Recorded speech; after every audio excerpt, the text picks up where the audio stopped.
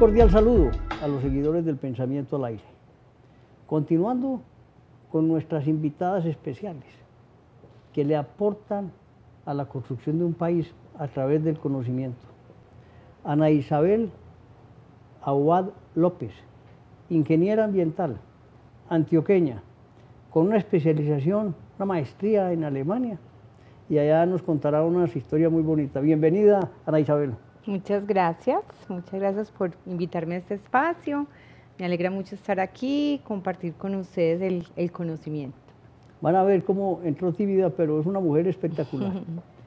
Ella estudió en la Escuela de Ingeniería Ambiental, y ha trabajado mucho en el sector eléctrico, pero ahorita es consultora. Y hablaremos fundamentalmente del cambio climático, su experiencia, su trayectoria. Cuéntenos cómo llegó a Alemania. Bueno, es una bonita historia. Yo estudié en el colegio alemán y me gané una beca para estudiar en Alemania la maestría. Y bueno, ahí llegué a hacer la maestría durante 2 años. Éramos 20 personas de América Latina, 20 personas del África, 20 personas del Asia. Y trabajamos en un tema que en ese momento, hace 20 años, era muy novedoso, y es la economía circular. Y en la economía circular... Explíquenos qué es la economía circular. Ah, perfecto. La economía circular, y que también ahora se escucha mucho, es que realmente los sistemas naturales, industriales, las ciudades es un sistema, la industria, no trabajemos con una mentalidad lineal, sino que trabajemos pensando en que lo que sale puede también ser nuevamente usado. Entonces, que los sistemas sean circulares, donde realmente no hay desperdicios, lo que hay es recursos, materia y energía que podemos estar siempre utilizando. Ese es el término preciso de la economía circular. Ese es el término preciso de la economía circular. Ejemplos que se hayan desarrollado esa economía circular. Perfecto. Entonces, un ejemplo que para todos es muy sencillo es los empaques. Los empaques, antes siempre una empresa de alimentos no utilizaba sus empaques, sino que sus empaques siempre los botábamos a los rellenos sanitarios. Ahora lo que se hace es que se diseñan los empaques para que se vuelvan a utilizar, para que vuelvan a entrar como otros empaques o otras materias a las diferentes cadenas. Entonces, lo que sobra en una empresa, por ejemplo, de alimentos, en un empaque puede ser el insumo para una empresa textil, y que pueda ser, por ejemplo, telas o diferentes materiales. Hoy se utiliza ya mayoritariamente las bolsas de papel. De acuerdo. Evitando el consumo del plástico. De acuerdo. Porque entonces, el plástico no se reutiliza y las de papel sí. Las de papel se pueden utilizar, pero realmente el papel es importante, es porque si va a un relleno se va a degradar. Mientras que el plástico, que recordemos que los plásticos vienen del petróleo, pues es también parte de los combustibles, su proceso de degradación en un relleno es de miles de años o no se llega a degradar. Entonces, lo que hemos hecho con el papel o con las bolsas más delgadas es que esos procesos de degradación sean más rápidos y no tengamos residuos por siempre. Pero realmente en Alemania, pues, y vuelvo un poco a retomar, cuando estudiamos ese concepto hace 20 años, que era novedoso, repito, ahora es un concepto muy usado, teníamos que escoger un área, porque como es un concepto tan amplio, y realmente lo que ahí hice fue escoger el área de energía, aplicada también a ese concepto de circularidad y a esa unión con el cambio climático. Pero hay varios ejemplos, como tú dices, cotidianos de esas economías circulares que se entienden como que se puede reutilizar, se puede reciclar, se puede reparar. Es volver como a todo el concepto de finalmente no hay nada que sobre, todo puede volverse a usar en todas las cadenas, ¿cierto? En todas las cadenas productivas. Esa especialización te sirvió para estar en ISA mucho tiempo, ¿no? Sí, esa especialización fue muy interesante porque Yo trabajé en ese momento en Isagen, que pues también hacía parte de ISA. Venían junticas ISA y Isagen y después se dividieron. Y era un momento de empezar a pensar en cómo se usaban los residuos para generar energía. Entonces por ahí empecé a profundizar, porque los residuos orgánicos, o sea, lo que conocemos como, sí, como el desperdicio orgánico o los residuos de comida, con eso se puede generar energía.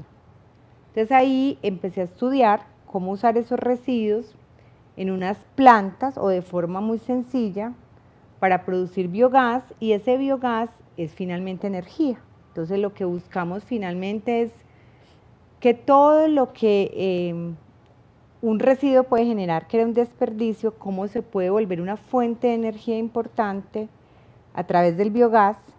El biogás mueve unos sistemas también de motores de generación, se transforma en energía eléctrica, y por ejemplo ya es una práctica muy usada en Europa donde hay residuos orgánicos de animales, estiércol, residuos orgánicos de industria, residuos orgánicos en las ciudades, instalan grandes plantas de tratamiento, de aprovechamiento de biogás, y ese biogás se usa y hace fácilmente, genera unos megavatios tanto en una localidad como en la red nacional. En Colombia, en América Latina, pues obviamente sabemos que los procesos son más lentos, pero el concepto ya está. Entonces uno, por ejemplo, va al valle nuestro Valle del Cauca, gracias, y encuentra sistemas de gas que utilizan el estiércol de los grandes, por ejemplo, ganaderos, o también están los cerdos, o también, por ejemplo, lo tenemos también en los llanos, y con ese estiércol se genera ese biogás, y con eso cocinan las personas, con eso también se mueven motores y se genera energía. Entonces tenemos ya experiencias no tan grandes como en Europa, pero ya vamos como avanzando poco a poco, pero lo que hay detrás es ese concepto, o sea, siempre algo que sobra puede ser usado en otro lugar. Muy bien, con otro uso. Eso es preciso que la gente lo entienda sencillo. Todo se puede reutilizar y recuperar y transformar. Y transformar. Muy bien. Entre otras cosas, en Alemania, y contando anécdotas, Ana tiene una historia muy simpática de lo que es la vida, lo que uno piensa que puede ocurrir y lo que en la realidad ocurre. Esa historia con el actual marido inclusive, ¿no? Cuéntela. Total, es una historia muy divertida, y seguro hay varios de ustedes que me conocen. Yo trabajaba en Isagen, me gané pues esta beca, como les conté, hace 20 años, y me iba a estudiar. Entonces yo decía y criticaba abiertamente que yo no entendía a la gente cómo se iba a un país y se casaba o se enamoraba de uno que era el vecino, ¿cierto? De su misma ciudad, hasta de su mismo barrio, y ahí estamos llenos de esas historias. Entonces yo siempre decía, no, si uno se va para otro país, y más pues para Europa, pues se consigue un noruego, un suizo, un rey, ¿cierto? Con todos los recursos, uno se va a conseguir, ¿cierto? El pobre de al lado, pues que, digamos, latino. Pues justo llego, a los 15 días tenía novio chileno, pobre, perdón, esposo, sé que vas a ver esta charla, de apellido Muñoz, o sea, ni siquiera tenía un apellido, pues, extraño. Y sí, entonces como por ahí dice el dicho, ¿cierto? El pez muere por la boca. Así es. Llevamos 20 años juntos, muy feliz, pero pues lo Esas que nos hemos reído de eso. Enseñanzas de la vida. Uno no puede hablar carreta, porque pasa lo contrario a lo que uno piensa. Total. Pero miren, esa relación le permitió irse a vivir 10 años a Chile y trabajar en el tema de energía también. Total. Que es muy importante. Entonces en Chile muy interesante, porque pues todos conocemos que Chile es un país pues con muchas ventajas competitivas, pero también en estos temas, como toda América Latina, pues tenemos un desarrollo más lento, desafortunadamente. Y en Chile entonces me dediqué también a acompañar procesos de biogás. Pude participar entonces del diseño de un proyecto muy interesante de utilizar los residuos agrícolas, una zona cercana a Santiago. También sabemos que Chile es un país con un agro muy desarrollado, pero ese agro también tiene unos residuos. Entonces los residuos de los viñedos, los residuos de unas plantas que también habían de producción de frutas, todos esos residuos se generaban, se disponían y se generaba un compost, pero no se aprovechaban energéticamente.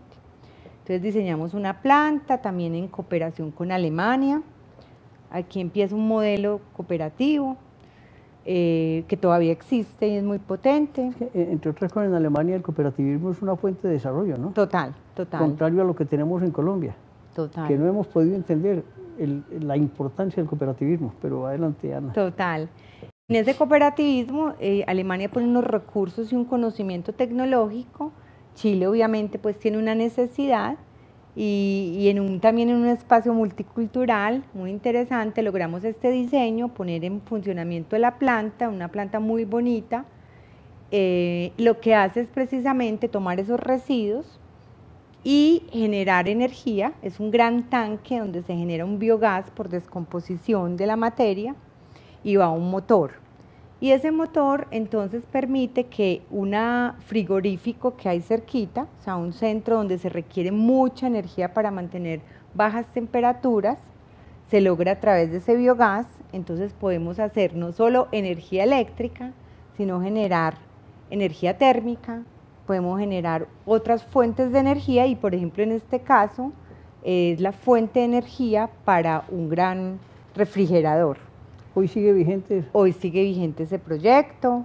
Es un proyecto de una compañía que se llama Agromostasal, donde está ese concepto también, el concepto de cómo a mí me sobra algo, tú eres mi vecino y necesitas energía, en vez de conectarnos a la energía del sistema general, porque los sistemas están interconectados en todos los países, hacemos energía local, que también es un tema muy importante en el marco de la energía, del cambio climático, de la economía circular, y es que trabajemos local, ¿cierto? Que tratemos de que haya menos transporte, menos recorridos, sino que si nosotros localmente tenemos insumos, tenemos procesos, tenemos industria, lo que me sobra a mí te sirve a ti y trabajemos cooperativamente y localmente. Te voy a hacer una pregunta. Supongamos, suroeste antioqueño. Suroeste antioqueño es una región para ustedes que comprende una parte de los municipios del departamento de Antioquia y se llama el suroeste antioqueño, importantes en el tema cafetero sobre todo. Supongamos que se hiciera una planta de esas en Concordia, que llegara a sectores como Betulia, Urrao, Andes, Jericó, podría cubrir perfectamente la capacidad de energía de toda esa región. Bueno, es una pregunta interesante porque es posible, pero obviamente lo que pasa en estos sistemas es que todavía no tienen un desarrollo, digamos, las tecnologías todavía son un poco restringidas porque necesitaríamos mucho volumen de residuos, unos espacios muy grandes, unos tanques gigantes, que pasa un poco distinto cuando uno habla de las energías tradicionales, es decir, la nuclear, las térmicas a base de combustibles fósiles, la energía eléctrica a base de hidráulica, nos permiten que generemos mucha energía. Entonces, hay veces en este tipo de energías que se llaman convencionales o energías no tradicionales o las nuevas generaciones de energía, tenemos un poquito el tema de escalamiento. O sea, todavía para, por ejemplo, nosotros decir que toda una zona se va a suplir de una gran planta de biogás con sus propios residuos, hay veces quedamos corticos porque serían unas plantas muy grandes, logísticamente sería complicado, entonces no es lo mismo que una hidroeléctrica, que sabemos que es de gran producción de energía. Y el costo sería muy alto. Y el costo todavía sería muy alto. Sin embargo, volvemos un poco como al concepto de no es necesario hacer grandes proyectos, sino de pronto más locales. Y en términos energéticos, también es importante tener un mix. Realmente uno lo que busca es que a las regiones tengamos varias posibilidades de energía, porque si hay sequía, tenemos un impacto en las hidroeléctricas muy grande, entonces podríamos suplirlo con residuos, pero si no hay residuos, podríamos tener la hidráulica. Entonces, finalmente, el secreto de las energías también es ese mix, esa posibilidad de no tener una sola fuente, tener varias fuentes y trabajar local, ¿cierto? Trabajar local, entonces puede que no podríamos suplir la demanda de toda una región, pero sí de una localidad, de un sector, y eso es un aporte importantísimo. Y además ya no tendríamos que tener, transportar energías de otros lugares muy lejos. Redes lejanas. Porque en las redes lejanas perdemos también en el transporte de energía. Claro, se pierde, ¿no? Se pierde energía. Miren pues todas las alternativas que hay. Voy, Ana, a un tema hoy importante en el mundo y que aquí en Colombia el presidente Gustavo Petro insiste: parar la explotación petrolera y la explotación de gas, no nuevos contratos. Hablemos en forma práctica la consecuencia de esa decisión. Perfecto. Entonces, efectivamente, no tenemos un gobierno actual que promueve este tema de transición energética, de cambio climático, todo el tema ambiental muy fuerte. Un poco entonces mi concepto más personal, digámoslo así, es que definitivamente tenemos que hacer una transición. Tenemos unas metas como país y como mundo, unas metas globales de disminuir nuestros gases de efecto invernadero, disminuir nuestra huella de carbono. No me deje olvidar ahorita, hablemos de realmente el efecto invernadero. Pero perfecto. Entonces uno entiende que estemos en una transición, la tenemos que hacer, todos los países lo estamos haciendo. Y realmente yo creo que lo que hay detrás de esos mensajes es eso, es que debemos hacer acciones para disminuir esa huella, ese impacto. Estamos comprometidos en eso como país y como sociedad y de forma global. Lo que sí es importante es hacer una transición, ¿cierto? Que no es una cosa de hoy nos levantamos y cero carbón, cero térmica, cero generación hidráulica. Digamos, para decirlo preciso, sería una decisión equivocada. Si lo hacemos radical. Si lo hacemos radical. Lo que pasa es que también hay una cosa importante. También se ha dicho que es parar las nuevas, pero no están parando las que ya están concesionadas. Entonces nosotros ya tenemos una capacidad, ya hay en operación una capacidad y ya se están, pues estamos produciendo, estamos generando, siguen pozos activos. Lo que ha dicho el gobierno es parar a futuro, porque ya, digamos, hay una capacidad. Entonces ahí es polémico, obviamente, ¿cierto? Porque igual, pues, ¿cómo estamos seguros de si necesitamos más, la demanda y la oferta, cómo se va a mover? Inclusive veo que hay varias compañías que estaban en Colombia que se están devolviendo los contratos que tenían. De acuerdo, entonces, claro, ¿por qué? Es polémico. Por miedo a una decisión que puede tener un fondo bueno, pero es equivocada en la forma en que se dice. Sí, yo diría, Antonio, lo acabas de decir muy bien, yo creo que es una buena causa, que de pronto en la comunicación no ha sido clara, que sí es importante también que todos sepamos que los pozos que están en este momento generando, las concesiones que se habían dado pues se van a dar, sí, lo que un poco hablan es más de a futuro, pero como tú dices, eso tiene unos impactos y realmente mi posición es más es una transición, ¿cierto? Deberíamos lograr esa combinación, todavía debe haber unas reservas, tenemos que tener unas reservas, tenemos que tener una capacidad, porque eso de la noche a la mañana, pues no vamos a, toda nuestra industria, por ejemplo, automotriz, mañana todos eléctricos, es imposible, pero también entendemos que hay un principio de que tenemos que avanzar en energías alternativas y en disminuir, obviamente, esos gases de efecto invernadero. Y hablando de rentabilidad, las otras energías alternativas no generan la rentabilidad que genera el petróleo. De acuerdo, todavía en las térmicas con las que se hace la energía a través del carbón, a través de los combustibles, o las hidráulicas, las grandes hidroeléctricas o las pequeñas, porque también hay pequeñas, sí, todavía hace rentabilidades, o sea, las inversiones frente a esa venta de energía es mucho más rentable que la solar, que la eólica, pero eso también ha ido cambiando, ¿cierto? En este momento, por ejemplo, tener una instalación solar era imposible, hace nada, hace 2, 3 años, era demasiado costoso, ya no.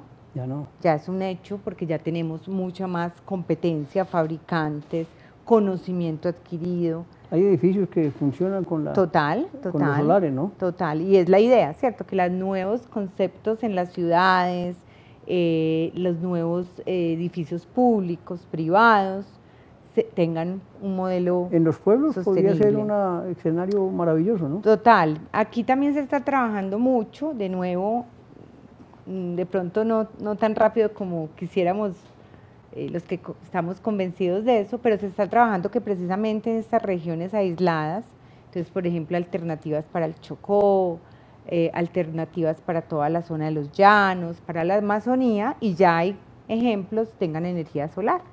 Y la energía eólica en nuestro país ya viene fuerte también en la zona norte, La Guajira, donde tenemos muy buenos vientos, donde ya hay una generación y donde pues van a venir nuevas también proyectos. Sí, hay que darles continuidad porque en La Guajira, en mi opinión, se hacen muchos proyectos y no hay como mantenimiento y se acaban. Inclusive plantas desalinizadoras fueron importantes y ya no existen. Es decir, hay un tema ahí complejo, ¿no? De administración, de conocimiento y de capacidades. De acuerdo. Ahí lo que hay que tratar es eso, y también igual estos proyectos tienen siempre un componente social. Entonces, obviamente, pues si no hay un acuerdo para instalar una planta solar, una planta eólica o cualquier proyecto, si también hay unos acuerdos con las comunidades, muchas veces las mismas comunidades no permiten o construir o operar los proyectos. Diría uno, Ana, que para ir como consolidando unas conclusiones pequeñas se debería mantener los contratos petroleros y de gas, ir pensando en las nuevas energías renovables, distintas al carbón, que permitan mantener la dinámica de crecimiento del país sin cambios bruscos, pero pensando un poquito en el tema del cambio climático. ¿Estamos de acuerdo? De acuerdo, que sea realmente una transición, ¿cierto? Okay. Cualquier transición toma su tiempo, debe ser planificada, debe ser ejecutada con cuidado, ¿cierto? Y debe permitir un mix, ¿cierto? Yo siempre pienso y trato de pues de hacer un ejemplo con eso, es un mix real, ¿cierto? Realmente lo que necesitamos de todo un poquito, porque no en todas las regiones tenemos viento, no en todas las regiones tenemos sol, porque hay situaciones particulares y porque todavía obviamente pues la economía del mundo se basa en el petróleo, ¿cierto? Es una transición energética. Inclusive los pueblos más desarrollados todavía siguen utilizando el petróleo. Total. No vamos a ser nosotros la excepción y vamos a quedar pobres por no desarrollar el petróleo. ¿Estamos de acuerdo? Sí, hay que hacerlo con cuidado. Con inteligencia, presidente.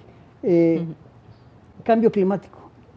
¿Qué es ese término del cambio climático? Perfecto. El cambio climático es un término que se utiliza para mostrar que dado nuestro desarrollo, que ha sido un desarrollo industrial importante, infraestructura, de ciudades y obviamente el crecimiento poblacional, hace que en el medio ambiente y particularmente en la atmósfera hemos hecho unos cambios. Entonces el cambio climático es que por estas emisiones que se generan, en todos los procesos hay emisiones, ¿cierto? Para nosotros vivir, para transportarnos, en las industrias, en las ciudades, tenemos unas emisiones a la atmósfera y esas emisiones han hecho que cambie el clima como lo conocíamos. Entonces realmente el clima es importantísimo, ¿cierto? Es quien nos permite pues estar, la atmósfera es lo que nos permite vivir. Y realmente se conoce ese clima, se conocía ese clima y con eso podíamos planificar las cosechas, la agricultura, la producción, ¿cierto? Todo depende de esos ciclos naturales. Y lo que hemos hecho el hombre, lo que hemos hecho es cambiar esa dinámica. Entonces, por eso se llama el cambio climático, porque ya eso como lo conocíamos, ¿cierto? Momentos del año donde sabemos dónde hay lluvia, donde hay sequía, donde hay transición, ya no los conocemos, ¿cierto? Ya no podemos planificar, no podemos predecir porque hemos cambiado esos comportamientos normales, como la dinámica natural, el hombre la hemos cambiado, y tenemos entonces unas consecuencias. Entonces el cambio climático es estas consecuencias, tenemos unos grandes momentos de sequía, unos grandes momentos de lluvia, y hace que impacte absolutamente nuestra economía y nuestra forma de estar en el mundo, ¿cierto? Eso es realmente el cambio climático. Esa emisión de gases y ese tema del CO2, cómo se recoge, lo explicas muy bien con el tema de la fotosíntesis. Poner ese ejemplo que es tan espectacular. Perfecto, sí, la fotosíntesis es el proceso, también le decía Antonio, más simple y más complejo, ¿cierto? Es el proceso por medio del cual las plantas capturan el CO2 y nos regalan el oxígeno. ¿Qué pasa, cierto? Que en ese proceso natural, si hay demasiado CO2, hay un desbalance, ¿cierto? Ya nuestra naturaleza y más con el impacto que hemos hecho en la naturaleza, no es capaz de capturar ese CO2, entonces hay un desbalance. Realmente el tema aquí de fondo es el desbalance, ¿cierto? Si nosotros pudiéramos capturar lo que emitimos, pues no había ese desbalance. Pero como también impactamos, hemos impactado la gran Amazonía, hemos impactado nuestros sistemas naturales que logran capturar, por ejemplo el mar también es muy importante, los océanos también capturan, hacen lo mismo que las plantas. Si nosotros desbalanceamos ¿cierto? Si impactamos y no hay un balance natural, es cuando empezamos a tener estos impactos. Pero es muy bonito ese ejemplo de la fotosíntesis porque esa es la condición ideal, que todo lo que emitimos podamos capturarlo, pero ya es, digamos, imposible con los sistemas naturales si no los protegemos, si no los mantenemos como en buenas condiciones. Te voy a poner una pregunta. Digamos que tenemos en una planta textil, está la generadora de energía con carbón. Se emite el CO2 sale. ¿Cómo se puede capturar? Perfecto. Entonces, ya hemos avanzado, ¿cierto? Hemos avanzado en que técnicamente se puede capturar. Entonces, uno podría tomar, y de hecho ya Ecopetrol tiene un primer proyecto piloto, y van a venir nuevos desarrollos, donde usted esa emisión, por ejemplo, en una térmica, en vez de sacarla a la atmósfera, la capture y utilice ese CO2. El CO2 lo podemos utilizar en la industria. El CO2 se puede volver a reinyectar en los pozos petroleros que ya no tienen, ¿cierto? Que ya terminó su vida útil. Y en el mundo ya hay desarrollos. ¿Qué es lo que pasa?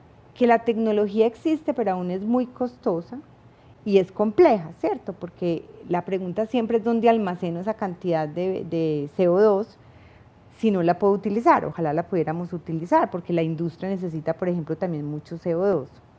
Pero realmente aquí, Antonio, capturar debería ser siempre, pues es parte de las posibilidades, y la naturaleza lo hace muy bien, por eso es que tenemos que cuidar el bosque, porque el bosque es nuestra gran forma de capturar, pero ya a nivel industrial y a nivel como individuos lo que tenemos que hacer primero es prevenir. Entonces, en ese ejemplo que acabas de decir, la pregunta es, ¿hay posibilidades de no usar carbón, sino reconvertir o convertir esa planta con otra fuente alternativa que no me genere ese CO2? ¿O cómo optimizo en el proceso? ¿Cómo se podría cambiar, transformar? Cambiar, entonces, en vez de utilizar carbón, yo podría o disminuir el carbón optimizando el mismo proceso, o cómo con ese mismo carbón saco más energía. Entonces, por ejemplo, en vez de tener un motor, tengo 3, con la misma cantidad de carbón. O realmente, que es mucho más, pues, estoy aquí simplificando las cosas, pero obviamente es complejo y costoso, ya no utilizo carbón, sino que realmente cambio mi proceso para, por ejemplo, utilizar energía solar, que obviamente, pues, en una planta textil, se podría hacer, pero requeriría pues obviamente una inversión más alta. Pero a largo plazo sería rentable incluso. Total. Entonces, uno lo que hace realmente, y uno desde la consultoría, desde la academia, que también varias veces he sido profe muy... Eso nos faltó contar, eso nos faltó, sí, y que además me gusta mucho, y vengo de familia de maestros. Y lo hace muy fácil, miren. Gracias, me gusta, que es lo más importante. Siempre lo que nosotros decimos, antes de capturar, que es costoso, complejo, tiene sus complejidades, siempre primero es prevenir, reducir, y lo que ya no podamos, ahí sí lo vamos a capturar, ¿cierto? Y la captura, insisto, lo que por eso debemos tener la captura natural, que es la protección de los bosques, porque esa es la mejor captura, y la más económica y la más eficiente, es volver a lo básico, a la fotosíntesis, protegiendo nuestros bosques, porque esa otra forma industrial que es factible, es costosísima y compleja, insisto, nosotros sí lo que debemos siempre pensar es cómo prevengo, ¿cierto? Entonces, como industria, antes de pensar en capturar, ¿yo qué puedo hacer en los procesos para ser más eficiente, más limpio? ¿Qué puedo hacer desde el inicio para pensar los procesos más eficientemente? Cuando hablas de bosques, ahí me viene a la memoria el Amazonas. Total. Una bella y vasta región de selva. Cada vez se va perdiendo, ¿no? Poco a poco, desde Brasil y Colombia y otros países van minando y cortando árboles para meter ganado, ¿no? Total. Va en contravía de lo que pretendemos. Total, va en contravía, y de hecho entonces uno de los aportes más grandes, todo este tema de cambio climático tiene un movimiento mundial muy grande, y parte de los fondos siempre se han direccionados a la Amazonía, ¿cierto? La Amazonía es nuestro pulmón, es quien puede hacer más fácil la captura, como decíamos, nuestros océanos, también toda pues como todo el tema asiático también tiene un potencial grande de captura con sus bosques también. Entonces lo que siempre está tratando el mundo y en este momento poniendo su concentración los fondos multilaterales es cómo protegemos esa Amazonía. Lo que pasa es que es bien complejo, también sabemos, porque hay una presión muy grande de la agricultura y de la ganadería por ir corriendo esa frontera agrícola, lo cual también es contraproducente porque usted corta, puede que siembre un año, puede que tenga el ganado un año, pero como esas tierras no son ricas, el tema de la Amazonía también es importante porque la riqueza no está en el suelo, sino en los árboles. Un año puede que siembren, pero al año ya no, ese suelo ya no sirve, entonces tienen que ir y cortar más e ir corriendo la frontera. Okay. Explicación que no conocía, magnífica. Es sencilla, pero es interesante, pero porque ese es el tema, ¿cierto? Uno dice, pero ¿cómo cortan? Porque la gente necesita espacio. Obvio, es entendible. Entonces, además quiere tener su ganado, quiere tener su agricultura. Lo que tenemos que trabajarles es que ese suelo no sirve para eso. Donde hay bosque, la riqueza está en el árbol, ¿cierto? Entonces, hay que, como nosotros, y ya hay modelos donde lo que se trata es de decirle al agricultor, al campesino, al indígena, cuide, es más rentable cuidar, le pagamos por eso, que cortar, porque ahí no va a haber, o sea, usted no va a poder ahí ni cultivar, ni va a tener su ganado, entonces es una trampa, más bien lo invitamos a conservar. Y hay todo un movimiento asociado a este cambio climático de pagar por servicios ambientales, que realmente como a esas, si campesinos, guardabosques, todo eso. Guardabosques le pagamos por conservar en vez de talar. Muy bien. Usted está hoy en un trabajo de consultoría importante, con una de las señoras más importantes del mundo en el tema ambiental. Cuéntenos esa historia. Bueno, es muy interesante porque yo llevo 20 años más que todo alrededor del tema energético, pero siempre era el tema energético en conjunto con el cambio climático, ¿cierto? Digamos, el tema energético, pues como hemos hablado, y el tema ambiental es muy amplio, hay muchas aristas, pero a mí siempre me interesó esa arista de unir esos residuos con la energía, y por ahí pues empecé a profundizar en todo este tema de biogás, y bueno, después de muchos años en el sector eléctrico y un gran agradecimiento porque me formé, porque ahí están mis grandes maestros, mis grandes compañeros, pues realmente no tengo sino gratitud. Tomé la decisión hace un año de unirme a una consultora, se llama Atmosphere Alternative.